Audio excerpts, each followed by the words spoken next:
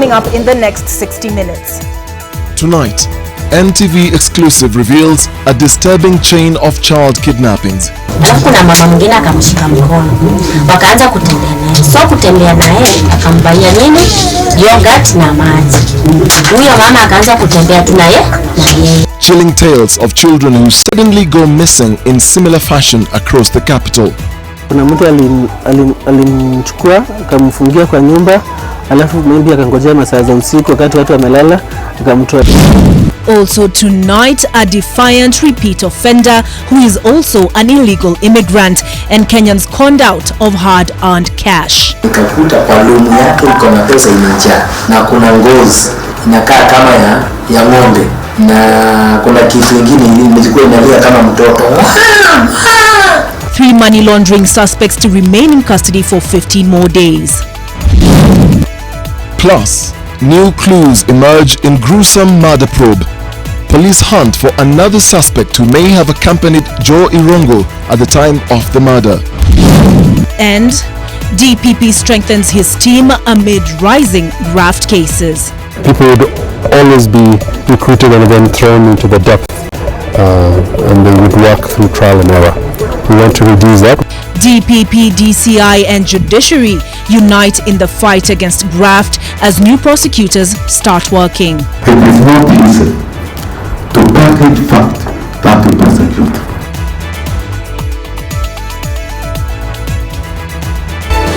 NTV Tonight with Dennis Okari and Olive Burrows. Thank you for joining us, and you can watch us online. That is ntv.co.ke/live. Our sign language presenter tonight is David Agondoa. Child kidnappings are becoming a common problem in Nairobi that appears to be growing by the day. A cross-section of parents in Nairobi fear that there could be a syndicate of abductors who are dragging and kidnapping children in different estates in Nairobi. NTV's Charity Mwangi tells us more. They may be just faces of subjects of a far-fetched story about missing children, but their story may present the early telltale signs of a group of abductors who are becoming more bold as time goes by. The story of parents looking for their missing loved ones recently hit home for mediatrix Amukaka. Mamangu alisema kitu yenye anataka mtoto.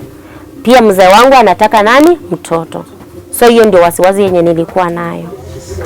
Her 5-year-old twin girls were outside playing in the busy Kawangware estate as they had done many times before, and she was in the company of relatives when the unthinkable happened.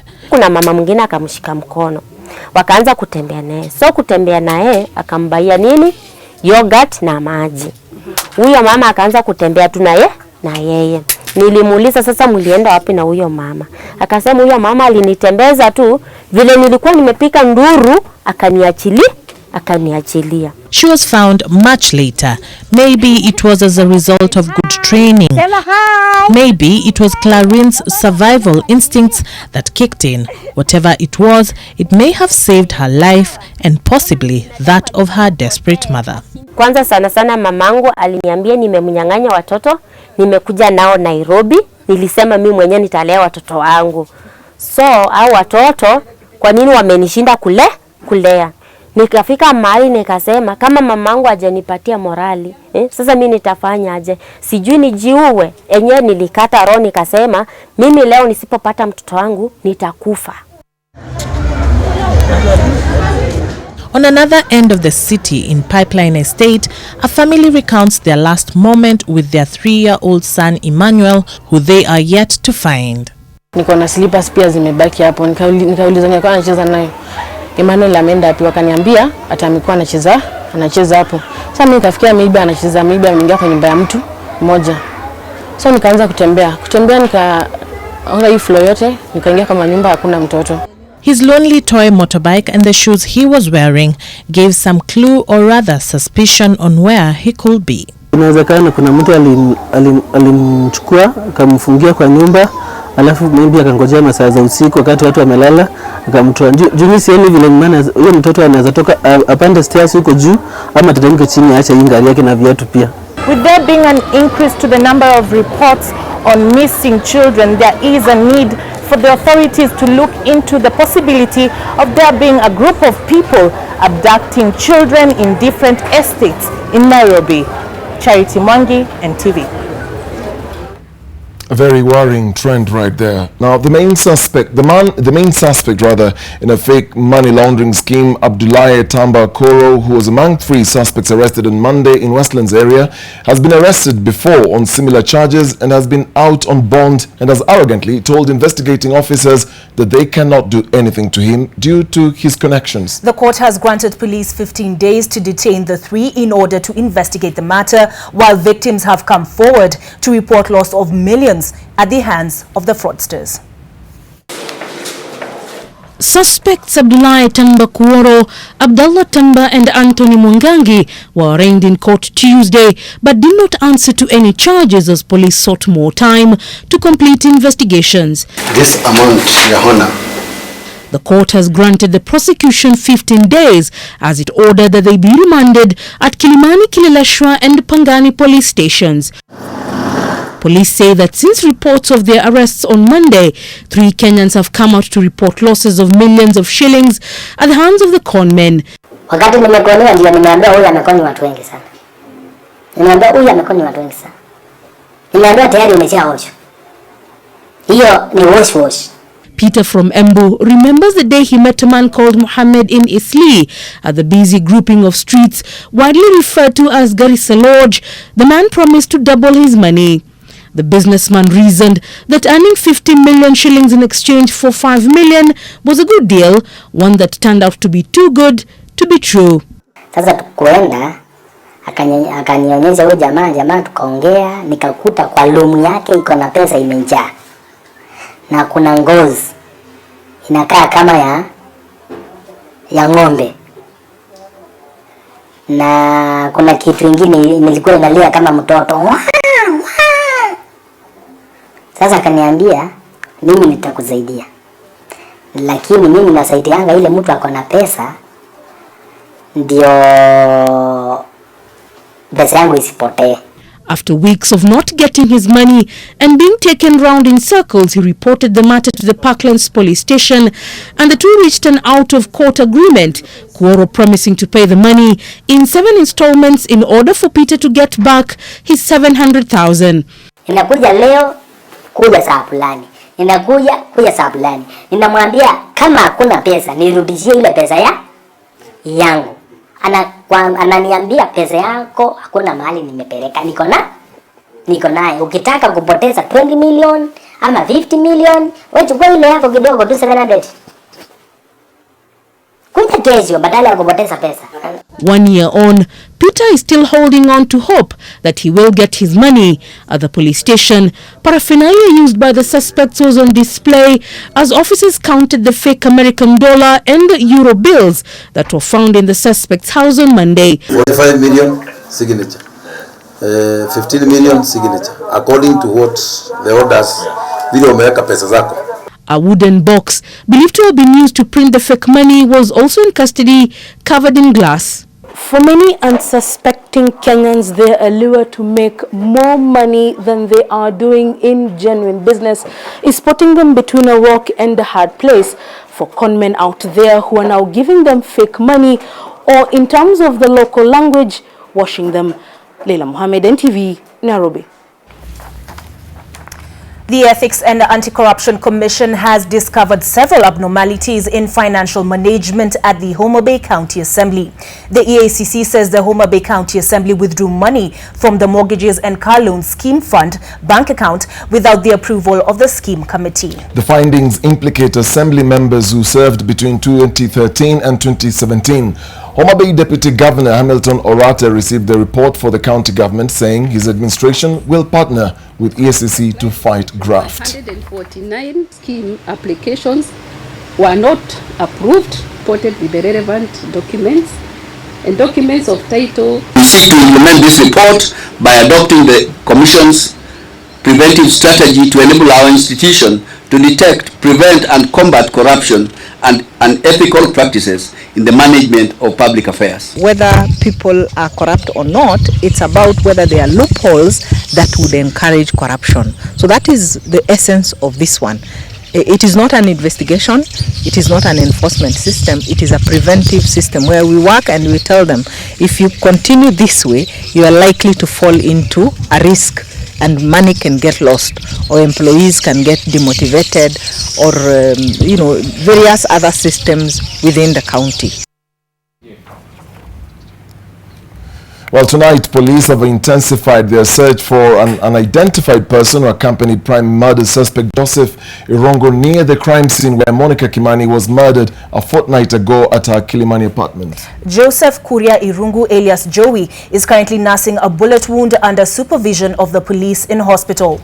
NTV's Seth Olale will be bringing us that story much later on. But let's move on to Murang'a now, where Water CS Samuel Chelugui has accused Murang'a Governor Mwangi wa Iria of creating unnecessary problems in the water provision sector in the county. Speaking before the National Assembly Committee on Lands, Environment and Natural Resources, Chelugui said the governor has been misleading the people of Murang'a, alleging that they can get free water, which the CS says is not possible. His remarks come during an escalating water row in the county. As water wrangles continue in Murang'a, the ministry in charge has singled out the county's Governor Mwangi wa Iria over his recent move to reconnect water for residents whose supply had been disconnected. The move has ruffled feathers in the Ministry of Water. The Murang'a County has been recruiting plumbers. I think, to my knowledge, 300 plumbers. I think we saw them also on media taking over water activities, and in the process causing extreme massive leakage because of lack of technical know-how, and also endangering the consumers from pollution handling of the water in Murang'a County.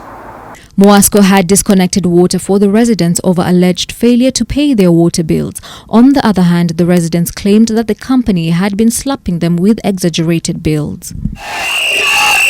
The ministry stated that it tried engaging the Murang'a leadership on implementation of projects, but the Murang'a governor has never shown any interest in participating in the consultations regardless of the invitations. I'm talking about the Minister of Water in particular. And he has guts to write letters to me. They are writing letters every day. Every person from the ministry is writing a letter. I've told them to select very beautiful girlfriends and write letters to. Me, I'm not one of their girlfriends.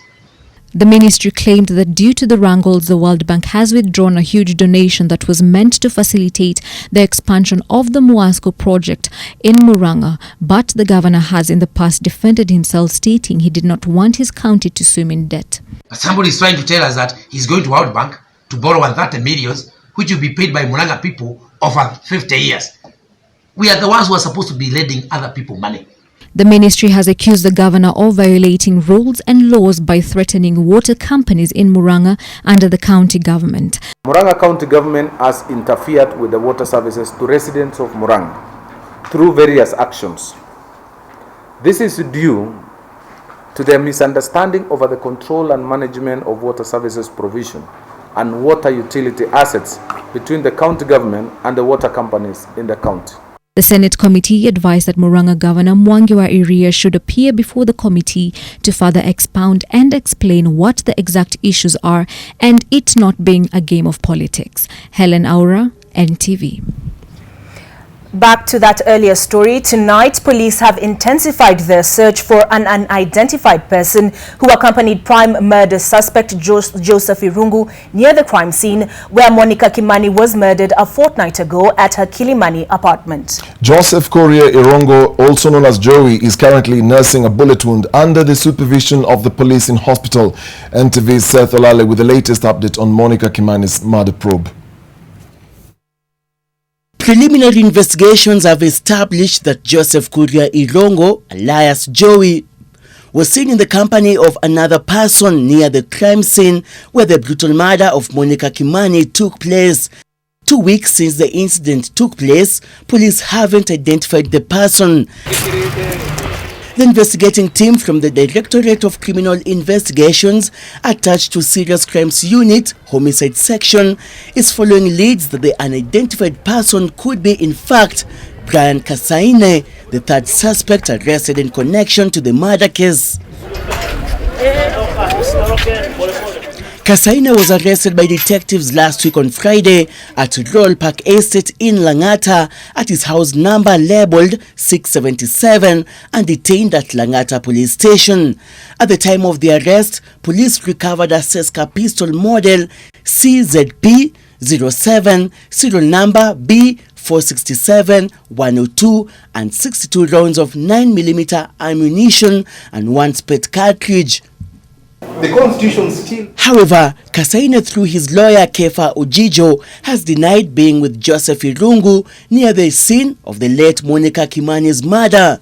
How is the approval of a certificate related to the liberty of an accused, of a respondent before the court? That is an act which can be done in absence of the respondent, because he is not an expert to help in that. Investigations carried out so far show that Kasaine gave out the firearm to Joseph Irungu on several occasions, and one such occasion was on the 9th of September 2018. Kasaine, through his defense, says that he handed over the firearm to Irungu in order for it to be cleaned, something he does routinely. According to Maxwell affidavit that links the respondent before you is by a mere sense that he is a neighbor to the two suspects. And therefore requesting for 21 more days for pre-trial detention is illegal and immoral. Kasaine told the police that Joseph Irungu, alias Joey, who detectives are treating as the prime murder suspect, woke him up on the night of 20th and 21st September, the same period when Monica Kimani was slain, and told him to go and secure the gun at TV journalist Jackie Maribe's house number 626, which is located in the same compound. Kasaine further claims that he immediately rushed into Maribe's house and found the firearm together with 28 live ammunition and 1 spent cartridge on the floor at the entrance to the walk-in closet adjacent to the master bedroom on the upper floor of the house. Kasaine then, together with the wife Catherine Pion and Jackie Maribe, rushed Joseph Irungu to the hospital to seek medical attention on the same night. Kasaine claims while in company of Joseph Irungu, they made a report at Langata police station filed as OB number 79 of 21 September 2018, alleging that Irungu, alias Joey, had been shot by a 3-man gang who were on a motorbike near the gate of their residence. Police are waiting for a ballistic report from experts on the firearm and ammunition used to establish whether the firearm has been used to commit previous crimes. Detectives have until 10th of this month to ascertain whether the unidentified person spotted with Irungu is indeed Kasaine. If otherwise, the hunt for the unknown person will have to start afresh, with the Office of Director of Public Prosecution confirming that no additional arrest has been made apart from Kasaine, Maribe and Irungu in connection to the murder case. The prime murder suspect, Joseph Irungu, will be appearing in court next week. Seth Olale, NTV. President Uhuru Kenyatta has defended the recent integration of the regular and administration police, saying the new formation is aimed at improving efficiency in service delivery and ending impunity. The president spoke at State House when receiving exit reports from the Independent Policing Oversight Authority (IPOA) and the National Police Service Commission (NPSC). NPSC chairperson Johnston Kavaludi later led 3 other commissioners in an exit ceremony after serving their 6-year terms as commissioners of the National Police Service. Daniel Mule reports. The president told the new joint police force to work with dignity and redeem its image from being the most corrupt to being the most respected institution in the land. It is hoped that these recommendations will go a long way in clarifying and simplifying command and control to improve both accountability and performance, and that they will make our police more than equal to face the challenges and threats to our nation. The president received exit reports from the Independent Policy Oversight Authority (IPOA) and the National Police Service Commission. He also received the 4 policy documents from the National Police Service Commission on housing, training and development, welfare and psychological counseling of officers. President Kenyatta said the new housing arrangement for police officers will restore pride and dignity in the force. Later, National Police Service Chairperson Johnston Kavuludi and his 3 colleagues, Commissioners Murshid Mohammed, Mary Auma and Ronald Mosengi, officially left office after their 6-year term expired. Despite the praises for the outgoing commissioners, they said being the pioneer commission, it was not easy. If somebody decided to commit an offense elsewhere, I don't know whether it was a police officer or another mwananchi or some mkora, and cuts off the head of another human being, to bring to me to say, Kavuludi, you are next. Kavuludi and other people will always be next, because there is always somebody dying next. Even if you are to bring 20 human heads to me, it will not have scared me from performing my duty as Chairman, National Police Service Commission. Recruitment of that 7,000 police officers from the year 2015 up to this point in time. You surpassed all our expectations. You have done extremely well, and we're led commissioners by a chairman who has integrity, who is wise, and who we must all thank for his extremely wise leadership. Kavuludi said the stagnation of police officers will now be a thing of the past under the new guidelines. After the exit of the 4 commissioners, the Inspector General of Police and his 2 deputies are the only remaining commissioners in the commission.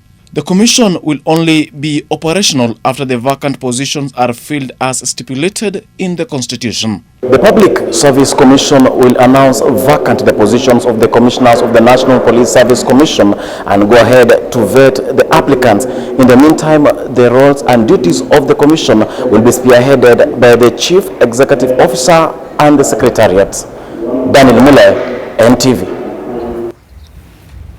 Former Chief Justice Willy Mutunga is the new KRA tax ambassador, and with his new role has called for the formation of a commission of inquiry into Kenya's ballooning public debt. But as NTV's Mel Mendo reports, Mutunga's job description may be a steep climb for him amid growing concerns that the country's debt levels are becoming unsustainable.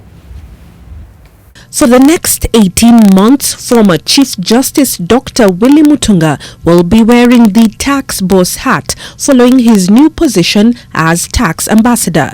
Mutunga's job description requires him to engage stakeholders and to help create tax awareness. He is also expected to utilize his online presence to communicate with the general public. Currently, Mutunga's online presence stands at 800,000 active followers. The former CJ is to be at the forefront of expediting resolution of tax disputes outside the judicial process. Being a lawyer and former CJ, Dr. Mutunga is expected to act as a proponent for the resolution process with the public. The ambassadorial role is voluntary. The former Chief Justice, having accepted the role, has a huge task ahead of him. A tax regime that is fair, progressive and efficient. One that doesn't punish the poor and rewards the rich. That 6% of us, poor Kenyans, actually pay taxes, and they have no capacity to evade or avoid tax. Kenya's public debt, having already crossed the 5 trillion shilling mark, is at the core of revenue collection, and the pressure to sustain payments has become almost unbearable. But the new tax ambassador had this to say to Treasury Cabinet Secretary Henry Rotich. Economists argue that public debt is a tax, and given the debates, as you said, conspiracies and people saying this, coming with figures and so forth, we just need to use Chapter 12 of the Constitution, which is public finance, and we deal with this transparently. Dr. Mutunga will also spearhead the tax base expansion agenda, which includes tapping information on mobile phone money transactions to assess compliance in filing returns. Mel Miendo, NTV. He's arguably the most vocal politician in the new age, Uganda. He came to office in a by-election and his popularity has since been on the rise. A single incident almost changed his life forever. Arrested, brutalized and detained in a military facility and charged with treason, Robert Chagulanyi spoke to Ken Mijungu at his home on the outskirts of Kampala about his tribulations and his political future. Tonight, that interview airs on Sidebar right after this broadcast. Here's a sneak preview.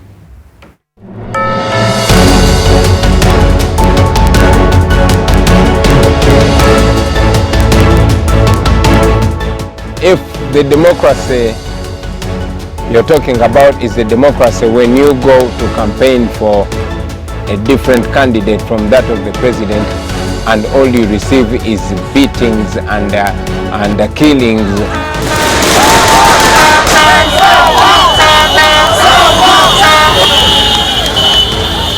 Every time, every day I live it as if it's the last one. We must not only outnumber him, we must out-organize him. No wonder he calls you indisciplined grunter.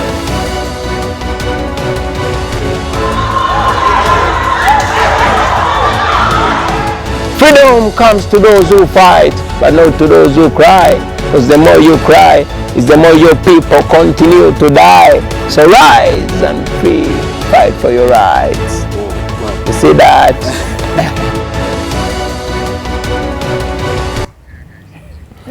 It's on that note that you're going to be taking a short break, but you've been to Uganda? No, I haven't. Surprisingly, you will see a lot of those police vehicles like after every 10 minutes passing on the roads and streets of Uganda. It's very, very intimidating. Ah, okay. Very, very intimidating. Well, I certainly am looking forward to that interview. Yeah, let's take that break. We'll see you on the other side.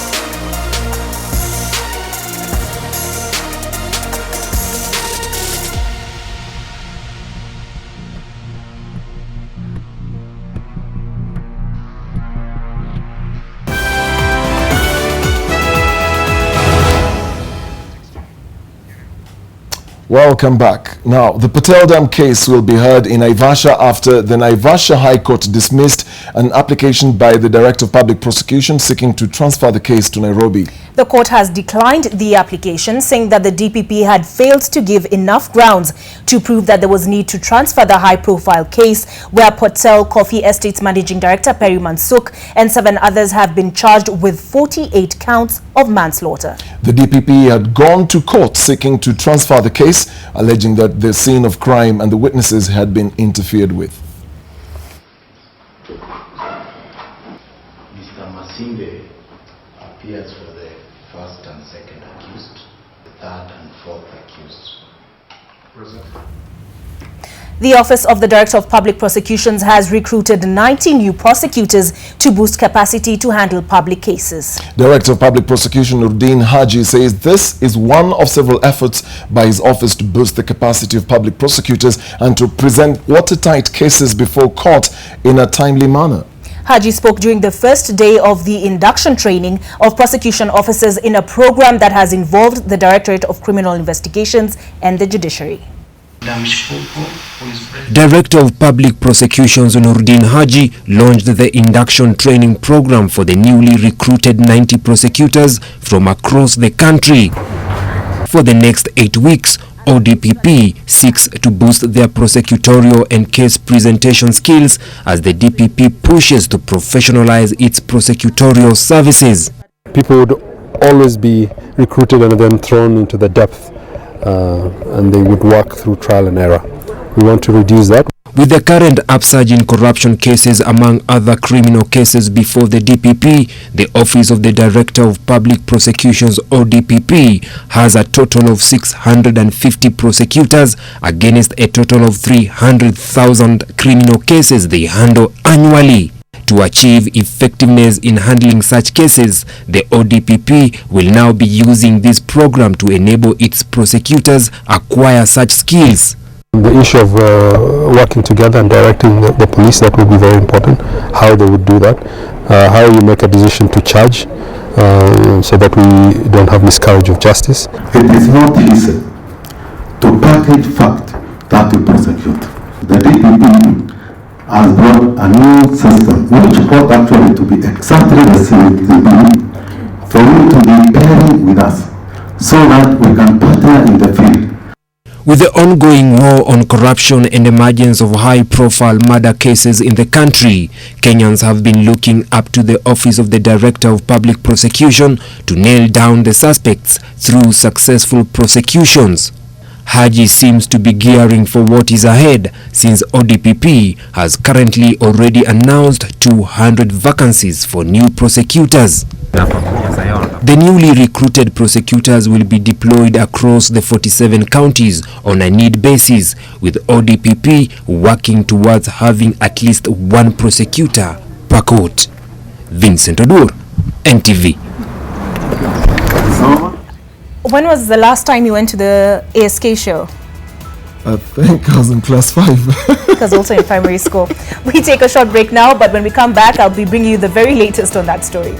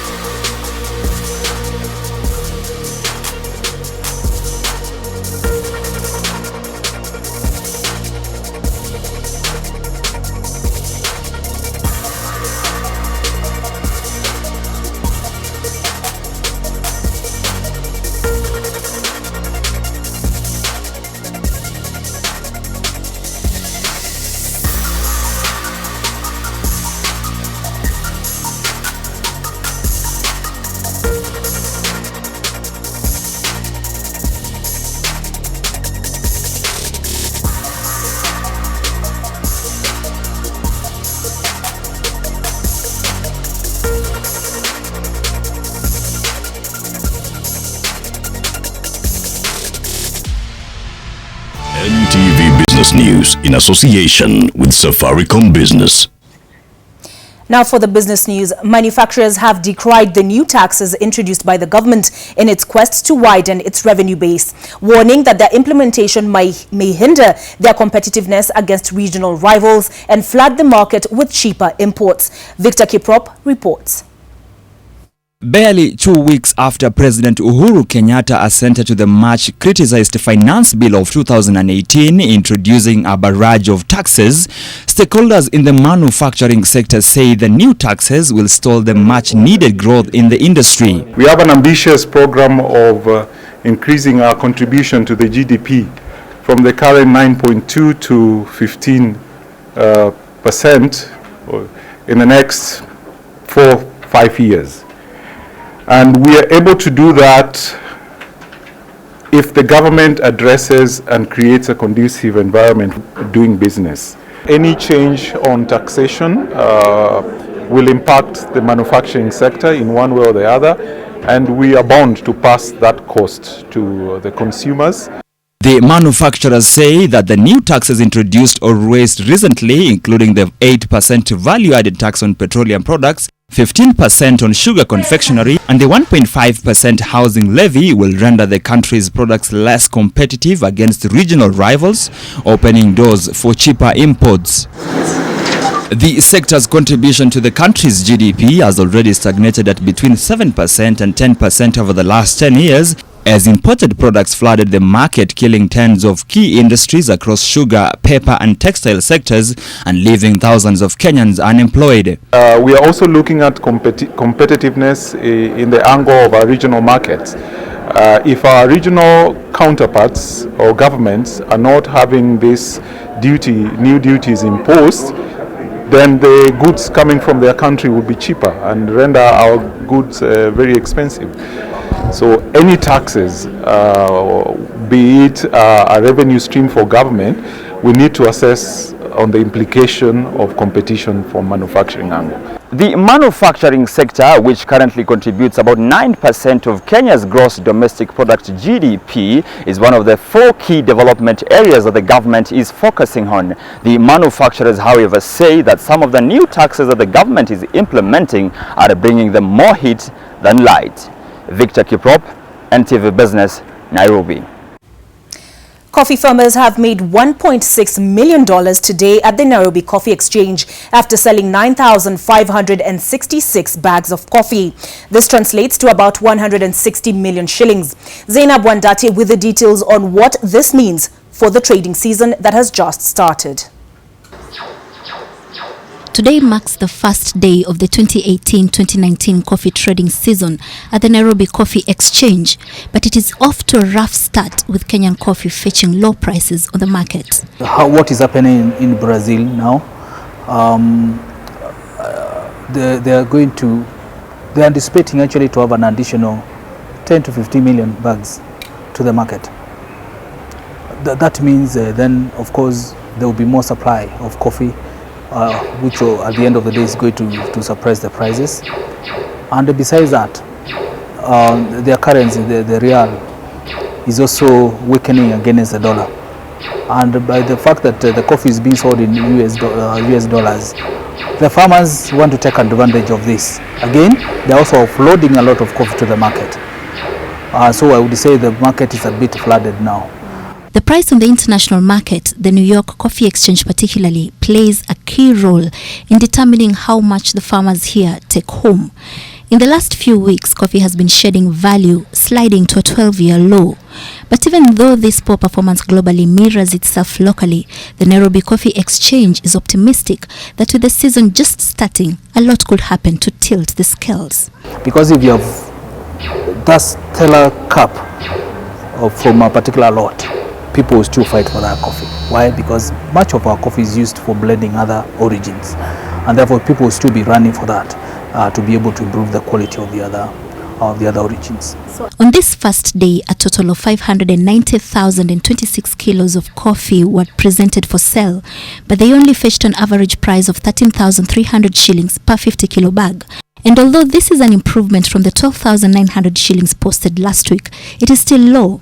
The NCE says that besides the low international prices, the quality of the beans presented for auction have been lower, thereby affecting overall pricing. The NCE also expects that production this year will decline by about 50% due to the bad weather experienced earlier in the year. But the country could recover as new coffee growers, especially in Western Kenya, emerge. Zainab Wandati, NTV. What are your thoughts on the Data Protection Bill of 2018? The ICT Ministry has started collecting public views on the bill ahead of its enactment. If passed, the legislation will impose stiff penalties on employees in the public and private sectors who grant third parties unauthorized access to confidential consumer information. The Data Protection Bill of 2018 comes in the wake of growing concern over privacy of consumer information in an increasingly digital economy. First released by the ICT Ministry in mid-August 2018, the bill puts under the spotlight the potential use and distribution of consumer information for use other than that for which it was collected. Speaking while attending a public consultation forum on the bill, ICT Cabinet Secretary Joe Musheru decried that Kenya is belated in adopting a framework regarding data protection. Right now, the public participation is being done after I gazetted a task force which is composed of a cross-section of the country. We've had comments already from a lot of people online, from the Kenya ICT Action Network and many others. Both the ICT Ministry and the National Assembly's ICT Committee have shrugged off fears regarding Kenya Revenue Authority's widened access to information databases, such as those of mobile money payments, citing need to widen the country's tax base. Let's say that KRA is using third-party data, like NHIF, NSSF. They are going actually even as far as meeting developers to see who are buying houses, and they are not paying taxes. But you see, if this law was there, we would have the data legally somewhere, and then KRA will write officially and say we need data for this particular reason. Feedback from the public is expected to be forwarded to the National Assembly through its ICT committee. Reporting for NTV Business, I'm Julian Samboko. Efforts to boost irrigation-based farming in the country are poised to receive a shot in the arm following approval by the Public Procurement Administrative Review Board for the construction of a 200 billion shillings dam on the River Tana. Initially, the contract to construct the High Grand Falls Dam had run into headwinds following cancellation of the tender by the National Irrigation Board, which served as the government's procuring entity. The project, which is part of the Lamu Port and South Sudan-Ethiopia Transport Corridor projects, is now set to commence after the contractor, and that is the London-based GBM Engineering Consortium, and the National Treasury agreed on the timeline for implementation. The dam is projected to hold up to 5.6 billion cubic meters of water and inject 700 megawatts to the national grid.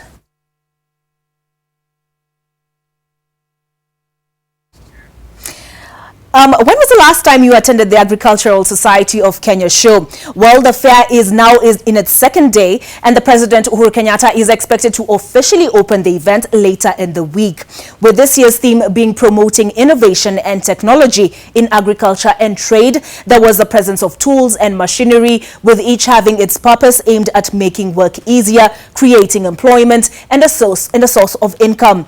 This annual event brings together farmers and innovators, school children, and perhaps, just perhaps, yourself.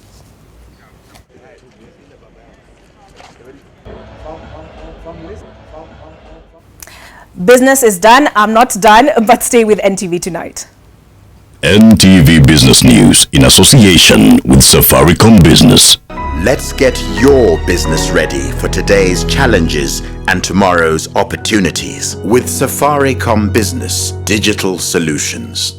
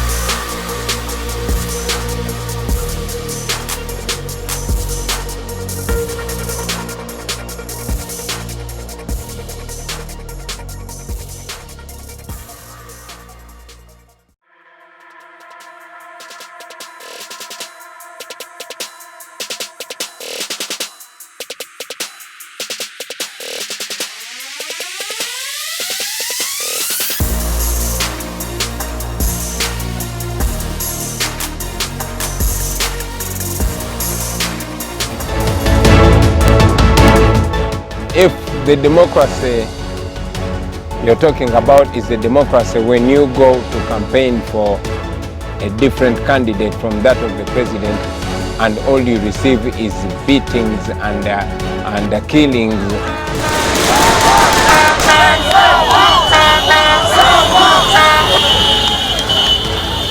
Every time, every day I live it as if it's the last one. We must not only outnumber him, we must out-organize him.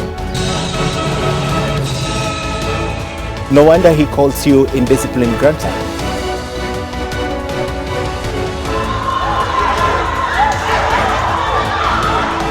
Freedom comes to those who fight, but not to those who cry. Because the more you cry, is the more your people continue to die. So rise and free, fight for your rights. You see that? This is where the real conversation happens.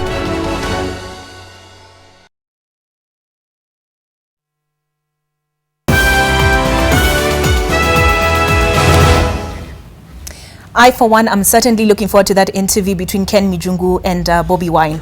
I just want to know, I asked Ken this question, was the guy high on something or was he okay? Ken told me and assured me the guy was okay. So I'm also waiting to just watch and see those very interesting comments. High on the cry for justice, perhaps, or the music? I don't know. Can be high on many things. Well, Kenyan youth have been called upon to seek dialogue when demanding political, social and economical rights so as to foster peace and encourage justice in the society. While marking the International Day of Non-Violence held in Nairobi, various speakers in attendance at the event encouraged the youth to seek diplomatic means of handling situations in various aspects of their lives to avert the disastrous results of violent approaches. International Day of Non-Violence is a day set aside by the United Nations to promote a culture of peace, tolerance and understanding, and to celebrate the birth of Mahatma Gandhi, the Indian activist who led a non-violent campaign against British rule. We appreciate the Vice Chancellor for his remarks. As a student who was here, and I was always in the Gandhi library, I think part of that told me that there is power in non-violent response to negativity. It needs no emphasis that his ideals and truth and non-violence tools he used to liberate India inspired the African freedom fighters, the likes of Kwame Nkrumah of Ghana, Kenneth Kaunda of Zambia, Julius Nyerere of Tanzania, Patrice Lumumba of Congo, and the AIC icon Nelson Mandela of South Africa. Farther afield, United States of America First Lady Melania Trump has started her African maiden tour in Africa. She arrived in Ghana today and is expected to visit Kenya, Malawi and Egypt before heading back to Washington. Meanwhile, the Indonesian government has confirmed 1,234 people have died in the quake tsunami that hit Sulawesi at Palu City in Indonesia.